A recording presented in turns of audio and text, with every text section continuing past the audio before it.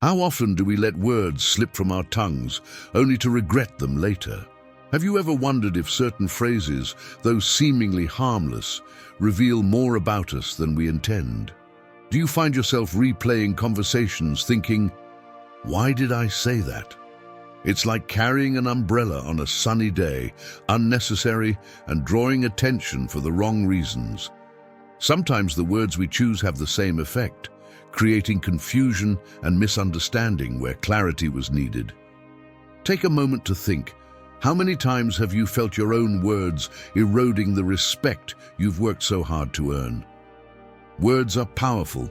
They can inspire trust or sow doubt, build relationships, or shatter them. Intelligent individuals understand that their words reflect their values, character, and mindset, yet many fall into the trap of careless or thoughtless remarks, unknowingly harming their reputation or relationships. In this video, we'll explore 7 things an intelligent person never says. Phrases that can undermine their intellect, credibility, or values. And stick around for the last one. It's a perspective shift you won't want to miss. Let's get started. Number 1, refrain from bragging about your knowledge. There's something captivating about a person who exudes quiet confidence. They don't have to announce their intelligence. It radiates naturally in their demeanor, in the way they speak, and in how they approach challenges. On the other hand, someone who constantly boasts about their knowledge can quickly become tiresome, even alienating. Why? Because the need to flaunt often comes from a place of insecurity, not wisdom. I once worked with someone, I'll call him Daniel, who was exceptionally talented. Daniel knew his field inside out, but he had one flaw. He couldn't stop talking about how much he knew. Every meeting turned into a monologue about his achievements, every conversation a subtle reminder of how superior he was. At first, people admired him, but over time, his need to boast began to overshadow his actual brilliance. Instead of being inspired, we felt drained. What Daniel didn't realize was this: true intelligence doesn't need to advertise itself. When you're secure in your knowledge, you don't feel the need to prove it to anyone. Boasting, on the other hand, is like shouting into a void, loud but ultimately empty. Epictetus once said, "The greater the difficulty, the more glory in surmounting it. Skill is lost in the midst of a battle, but virtue is gained." This reflects the essence of humility. Life's challenges aren't a stage for showing off, they're opportunities for growth. An intelligent person understands that wisdom isn't about collecting accolades. It's about mastering oneself. Bragging creates noise, drowning out opportunities to learn from others. A wise individual knows that no matter how much they've achieved, there's always more to discover. And more importantly, they understand the power of listening. After all, how can you learn if you're too busy talking about what you already know? Here's the paradox. The more you brag, the less intelligent you appear. When you boast, you project an image of someone who needs constant validation. But when you practice humility, you leave room for others to be curious about your thoughts and experiences. Your silence becomes intriguing, your words more impactful. Think of it this way: knowledge is like a flame. Bragging is when you try to use that flame to light up an entire room in one burst. It's overwhelming, blinding even.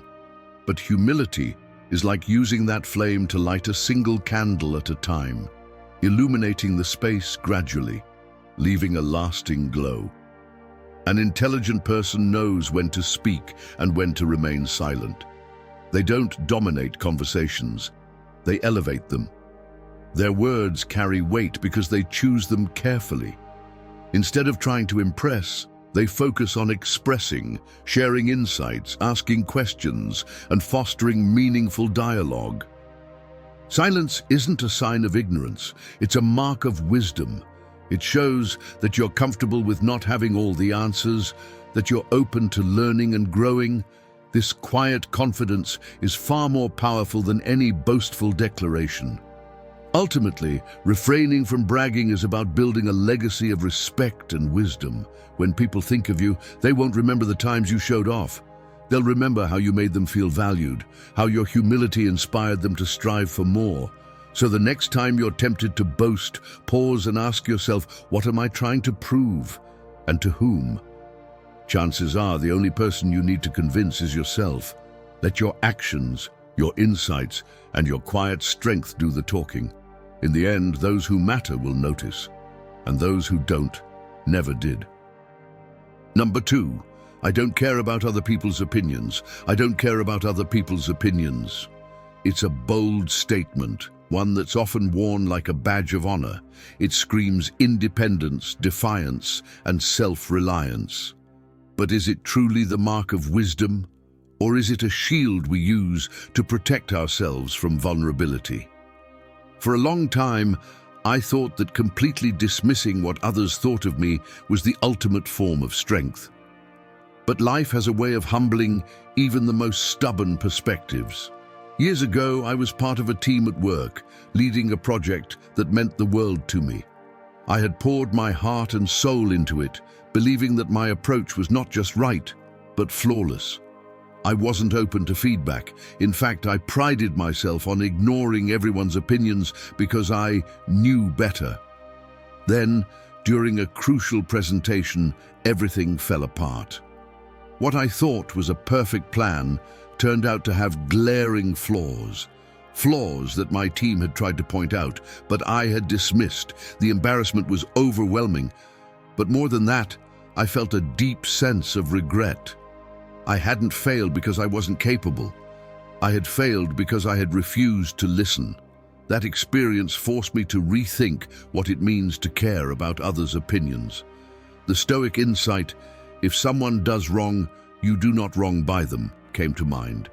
It reminded me that just as we shouldn't let harmful criticism hurt us, we shouldn't completely dismiss the perspectives that can help us grow. It's not about letting the opinions of others dictate your life. It's about discerning which voices matter and why. Since then, I've realized that caring about constructive feedback isn't weakness, it's a strength. It takes courage to allow others to hold up a mirror, especially when you might not like what you see. It's not about seeking approval or validation, it's about refinement. When someone offers feedback that challenges your ideas or actions, it's an opportunity, a chance to see a blind spot, to adjust, to grow. But of course, not all opinions are created equal. Social media is proof of that. Everyone has an opinion, and most of them aren't worth your time. The key is to filter out the noise. When someone criticizes you out of envy or malice, their words say more about them than they do about you. But when someone you respect offers advice, even if it stings, that's where the gold lies. Caring about others' opinions doesn't mean being a people pleaser. It means being wise enough to separate the valuable from the worthless. Think of it as mining for diamonds. Most of what you'll find is dirt, but if you're patient and discerning, you'll uncover something priceless. I often think back to that failed project, not with bitterness, but with gratitude. It taught me one of the most important lessons of my life. Wisdom isn't about shutting out the world. It's about knowing when to let it in. So, the next time someone shares their opinion, ask yourself, is this noise or is it insight? Remember, wisdom isn't about ignoring others completely. It's about choosing to listen with intention, learning from what serves you, and letting go of what doesn't. True strength lies not in indifference, but in discernment. Number 3, don't ignore your mistakes. Mistakes are inevitable. They're woven into the fabric of life. But what defines us is not the mistakes we make, but how we respond to them. Ignoring your mistakes might feel easier in the moment, but over time, it's like piling dirt under a rug. It doesn't go away, it just waits to trip you up later. I learned this the hard way a few years ago. I had just started a new job, full of ambition and energy. I wanted to prove myself, to show everyone I could handle the pressure. One day, I was tasked with preparing an important presentation for a client. I stayed up late, cut corners, and skipped a crucial step in the process. The day of the presentation came, and everything fell apart. I had missed a key piece of information that the client was expecting, and it cost us the deal. I was horrified. My first instinct was to cover it up, to make excuses, to shift the blame elsewhere. I told myself it wasn't entirely my fault. The deadline was tight, the instructions weren't clear, but deep down, I knew the truth. I had made a mistake. For weeks, I avoided talking about it. I avoided eye contact with my manager, hoping it would all blow over. But it didn't. The more I avoided it, the heavier it weighed on me. The guilt, the fear, the constant second-guessing, it all started to affect my performance, my confidence, even my sleep. Then one day, during a team meeting, my manager addressed the situation. She didn't accuse me or blame me. She simply said, "Mistakes are part of growth. What matters is what we learn from them." Those words struck me like lightning. I realized I had been so focused on avoiding blame that I missed the opportunity to grow. That evening, I gathered my courage and went to her office. I admitted my mistake. I told her what had happened, why it had happened, and what I'd learned. I was expecting anger or disappointment. Instead, she thanked me. She said, "The only failure is failing to take responsibility. Now, let's fix it and move forward." From that moment, I understood the power of admitting mistakes. It's not about exposing your flaws. It's about freeing yourself from the burden of hiding them. Marcus Aurelius said, "The impediment to action advances action. What stands in the way becomes the way." My mistake wasn't a dead end. It was a stepping stone. Mistakes are our greatest teachers. They show us what doesn't work, and they push us to find what does. Ignoring them only keeps us stuck in the same patterns, doomed to repeat them. Admitting them, however, transforms them into tools for growth. So don't ignore your mistakes. Face them, own them, learn from them. Because every mistake carries a lesson, and every lesson is a step closer to the person you're meant to be. If you've watched the video this far, make sure to comment "Thank God" to let us know you're with us. Number 4, don't overshare future plans. We all have dreams, big and small, goals that light a fire within us and make us feel unstoppable. But sometimes, in our excitement, we make the mistake of sharing those dreams too early, too freely. I learned this lesson the hard way. A few years ago, I had a bold idea, a business concept I was sure would change everything for me. I couldn't wait to tell people about it. Every time I met a friend, a colleague, or even a casual acquaintance, I'd spill my plans in vivid detail. I talked about the strategies I'd use, the clients I'd target, the way I'd market it. I was proud, excited, and maybe even a little smug. At first, the responses were encouraging. "That sounds amazing," people would say. "You're going to crush it." And for a while, those words felt like fuel. But over time, something strange started happening. The more I talked, the less motivated I felt to actually do the work. It wasn't until months later that I stumbled upon an insight that changed everything. I read a study that explained how talking about your goals can sometimes trick your brain into thinking you've already achieved them. The praise and recognition you get for sharing can dull your drive to take real action. And looking back, that's exactly what had happened to me. But that wasn't the only problem. By sharing my plans so openly, I had unknowingly invited unwanted opinions into my process. Suddenly, everyone had advice, most of it unsolicited and conflicting. "Why don't you focus on this instead?" "Are you sure that'll even work?" "Maybe you should just stick to something safer." Their doubts seeped into my mind, and I began second-guessing everything. And then, the worst blow of all. One day, I found out someone else had taken my idea and run with it. A person I'd shared my plans with casually had turned it into their own project. They didn't copy everything, but it was close enough to sting.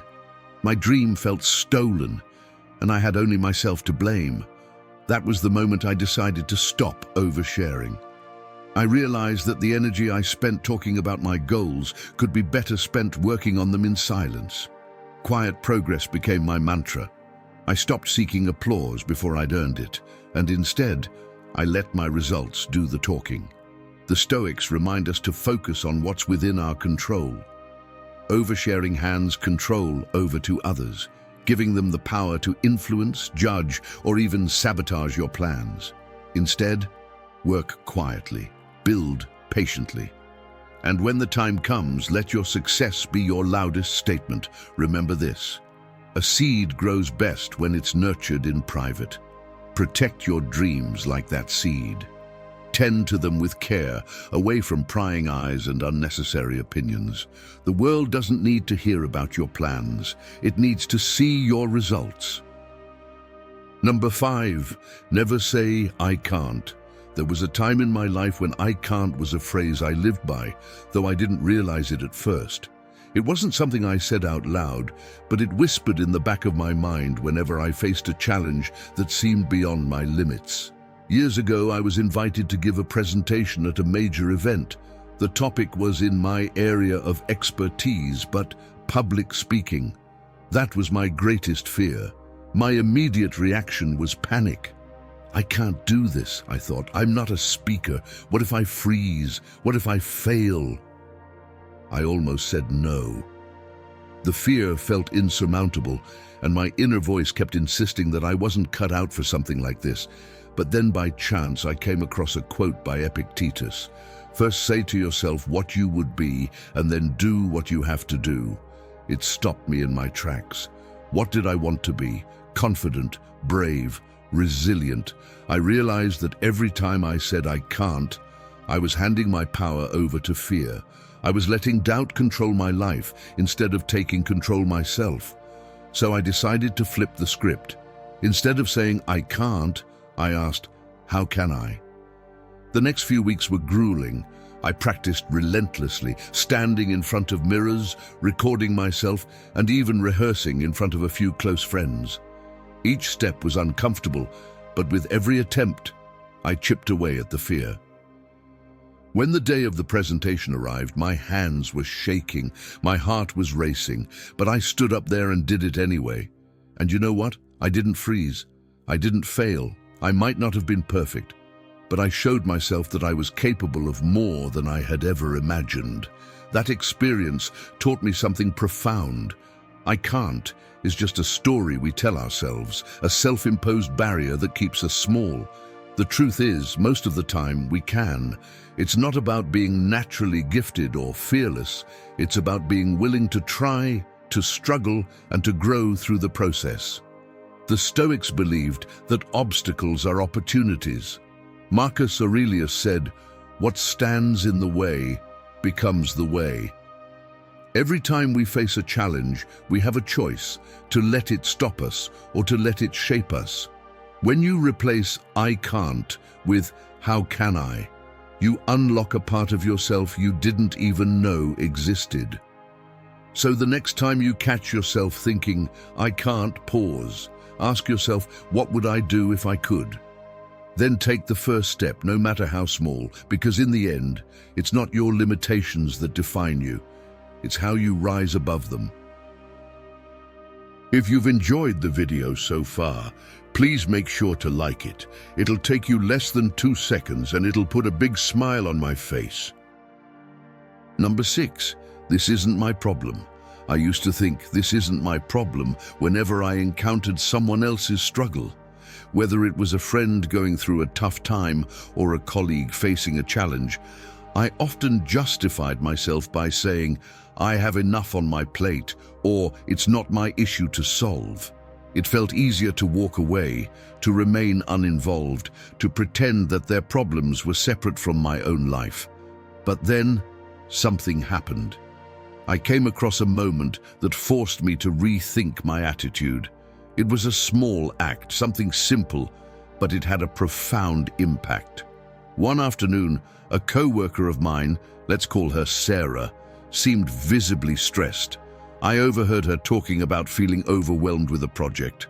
She was drowning in work and couldn't manage it all. I watched as others went about their day, ignoring her distress. It was easy to assume that it wasn't my problem.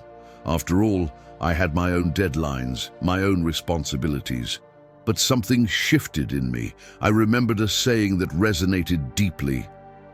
The true measure of a person is how they treat someone who can do them absolutely no good. It made me stop in my tracks.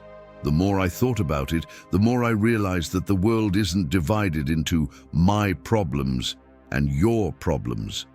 Life is interconnected, and the struggles of others can teach us something valuable about our own growth. So, I walked over to Sarah, offering to help in any way I could.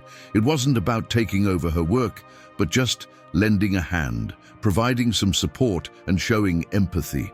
I didn't expect anything in return, but something changed within me. By helping her, I learned more about compassion, about stepping outside my own bubble, and about realizing that often we grow the most when we help others. An intelligent person doesn't distance themselves from the struggles of others. They understand that no act of kindness is ever wasted. When you help someone else, you are also helping yourself. You are growing in ways you can't always measure. Compassion strengthens your character. It makes you a better person. It's easy to say, "This isn't my problem," but that mindset prevents us from growing and connecting. The Stoics teach us to focus on the bigger picture, to recognize that our actions, whether big or small, ripple out and affect the world around us. By helping others, we not only elevate them, but we elevate ourselves. True intelligence lies in recognizing that no problem is truly separate from our own journey. The more we open our hearts and minds to the struggles of others, the more we discover our own capacity for growth and empathy. Number 7, I'm always right. Have you ever been in a situation where you just knew you were right? The feeling of certainty is powerful, and it's easy to hold on to. I've been there, confident in my beliefs, sure that I had everything figured out. It wasn't until I encountered a moment of undeniable clarity that I realized how limited my thinking had become. It happened during a heated debate with a close friend. We were discussing something trivial at first, something small, a detail in a project we were working on together. But as the conversation went on, I found myself becoming more and more adamant that my perspective was the only valid one. I was convinced that I knew best, that I had the answer, and that no one could change my mind. But my friend didn't back down. They stood their ground, challenging my viewpoint with logic and insight that I hadn't considered. It was frustrating at first, because in that moment, I couldn't fathom that I might be wrong. The longer we argued, the more it became clear that I was missing something important. That's when I took a step back and realized the trap I had fallen into. I had become so attached to the idea that I was right that I failed to see the potential for growth in embracing the possibility of being wrong. In fact, my certainty was preventing me from learning. The Stoics often remind us that true wisdom comes from recognizing our own limitations.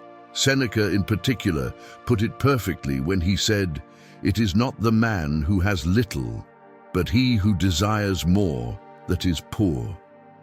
This insight opened my eyes. The desire to always be right creates a poverty of the mind, a narrowness that blinds us to the wealth of knowledge and wisdom around us. An intelligent person doesn't cling to being right. They are flexible in their thinking, open to new ideas, and willing to adapt. Growth happens when we are willing to challenge our own beliefs, to acknowledge that there is always something to learn, and to accept that our perspective might not be the only one. The more I reflect on this, the more I realize that being right isn't as important as being open. Flexibility in thought leads to growth. It's about embracing the opportunity to evolve, to see the world from different angles, and to accept that being wrong is a part of being human. So instead of holding on to the certainty of always being right, I now try to embrace the power of being open to the idea that I might be wrong. It doesn't make me weaker. It makes me stronger, wiser, and more capable of growth. True wisdom comes from the willingness to learn, to listen, and to evolve.